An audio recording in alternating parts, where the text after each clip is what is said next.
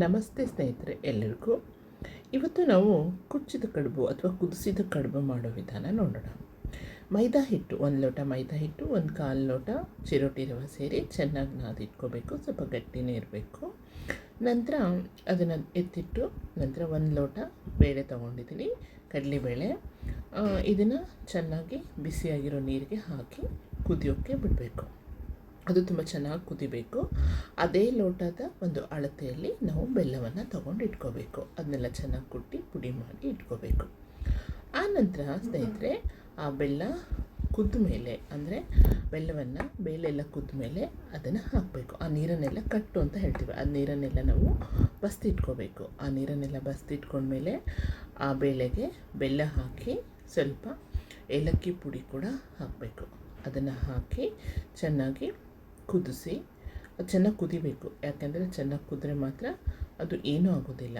ಆನಂತರ ಅದನ್ನ ಮಿಕ್ಸಿಗೆ ಹಾಕಿ ಅಥವಾ ಗ್ರೈಂಡರ್ಗೆ ಹಾಕಿ ರುಬ್ಬಿ ರೆಡಿ ಮಾಡಿ ಇಟ್ಕೋಬೇಕು.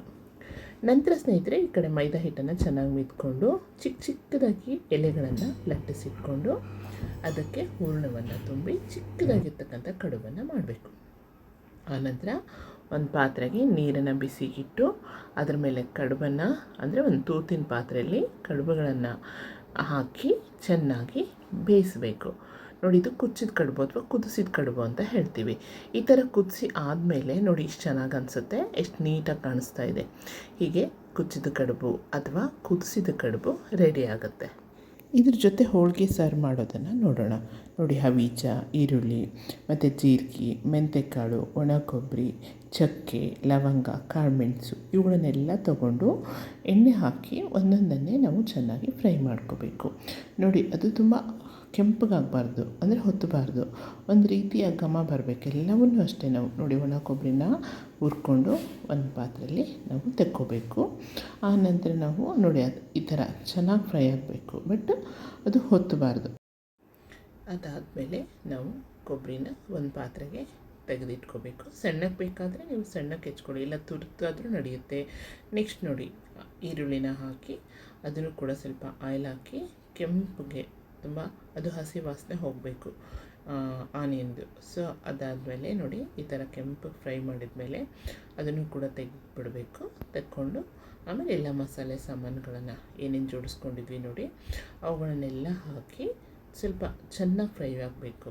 ತುಂಬ ಹೊತ್ತಬಾರ್ದು, ಮತ್ತು ಹೊತ್ತಿದ್ದ ವಾಸನೆ ಬಂದುಬಿಟ್ರೆ ಆ ಸಾಂಬಾರು ಟೇಸ್ಟೇ ಕೆಟ್ಟೋಗ್ಬಿಡುತ್ತೆ. ತುಂಬ ಘಮ ಬರಬೇಕದು. ನೀವು ಹುರಿತಾ ಇದ್ದಾಗಲೇ ನಿಮ್ಗೆ ಗೊತ್ತಾಗ್ಬಿಡುತ್ತೆ, ತುಂಬ ಚೆನ್ನಾಗಿ ಸ್ಮೆಲ್ ಬರುತ್ತೆ. ಸೊ ಆಗ ಆ ಥರ ಬರೋವರೆಗೂ ನೀವು ಅದನ್ನು ಹುರಿದ್ಕೋಬೇಕು.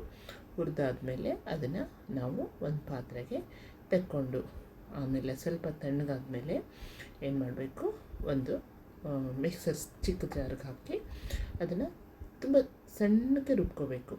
ಅದು ಕೆಲವರಿಗೆ ಒರಟು ಕೊಬ್ಬರಿ ಬಾಯಲ್ಲಿ ಬರಬೇಕು ಅಂತ ಕೆಲವರು ಇಷ್ಟಪಡ್ತಾರೆ.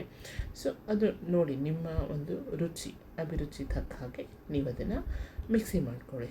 ಒಂದು ಉರುಟಾಗಾದರೂ ಮಾಡ್ಕೊಳ್ಳಿ, ಇಲ್ಲಾಂದರೆ ತುಂಬ ಸಣ್ಣಕ್ಕಾದರೂ ಮಾಡ್ಕೊಳ್ಳಿ ಸ್ನೇಹಿತರೆ. ಹೀಗೆ ನಾವು ಅದನ್ನು ಮಿಕ್ಸಿ ಮಾಡಿದ ಮೇಲೆ ನೋಡಿ, ಈ ಥರ ತುಂಬ ನಾನು ಸ್ವಲ್ಪ ಉರುಟೆ ತೊಗೊಂಡಿದ್ದೀನಿ.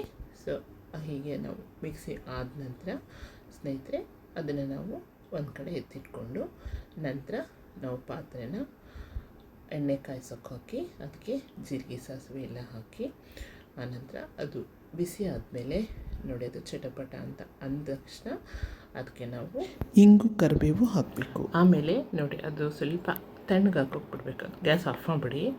ಆಮೇಲೆ ಅದಕ್ಕೆ ನೀವು ಸ್ವಲ್ಪ ಅಚ್ಕಾರದ ಪುಡಿ ಅದನ್ನ ಹಾಕಿ.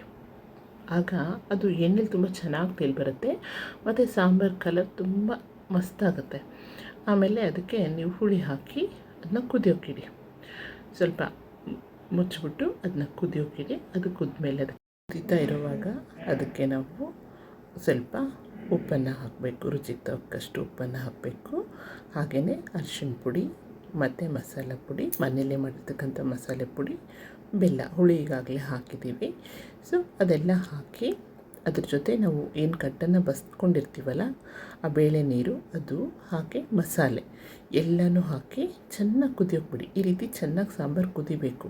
ಅದು ಹೀಗೆ ಕುದ್ದಾಗಲೇ ಅದು ರುಚಿಯಾಗಿದೆ, ಎಲ್ಲ ಸರಿ ಹೋಗಿದೆ ಅಂತ ಹೇಳ್ತೀವಿ. ಸೊ ಹೀಗೆ ಕಟ್ಟಿನ ಸಾರು ಅಥವಾ ಹೋಳಿಗೆ ಸಾರು ರೆಡಿ ಆಯಿತು ಸ್ನೇಹಿತರೆ. ನಿಮಗೆಲ್ಲ ಈ ವಿಡಿಯೋ ಇಷ್ಟ ಆಗಿದೆ ಅಂದ್ಕೊಂಡಿದ್ದೀನಿ. ಧನ್ಯವಾದಗಳು.